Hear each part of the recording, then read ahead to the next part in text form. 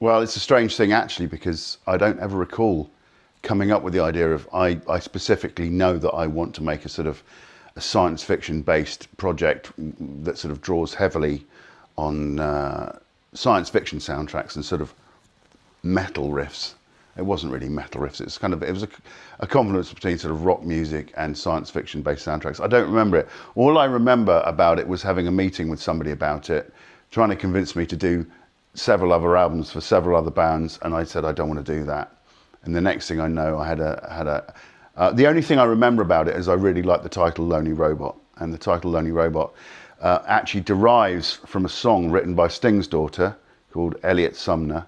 And the album was called I Blame Coco, and there was a song called Self Machine, and the chorus alluded to a lonely robot in a lonely harbour, rusting in a harbour's water. And I just thought, what brilliant wordplay. And I remember, I'm going to nick Lonely Robot if I ever do a solo album, I'm going to nick Lonely Robot. And I did. And as for the musical, I don't know. It just happened. I just remember thinking I really like John Barry and I really like heavy guitars, and that was it.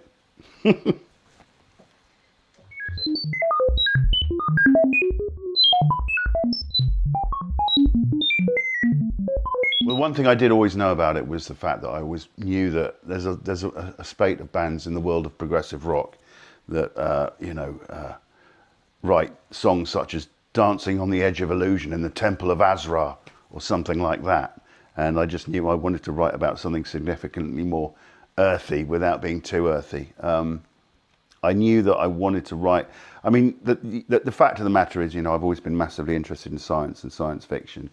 And, I think the one thing that Carl Sagan said, that, when he got the Voyager cameras to turn around and took a picture of the Earth, it does really make you realize how insignificant you are in the grand scheme of things, and particularly how, when you think of us as a species, how at odds we are with our surroundings and each other over such a sort of wide diametric of things. And I just think that perhaps there was quite a lot of subject matter of, on that first album, certainly God versus Man, Are We Copies? The fact of the matter is that I said it then and I said it now, I think we're a hybrid species. I don't think we necessarily entirely developed from this planet. And I think there are lots of questions alluding to the fact that every other species of creature on this planet certainly is at one with its surroundings, and there is a huger arc between how they all interrelate, and yet we seem to be at odds with that. And I thought that was quite an interesting avenue of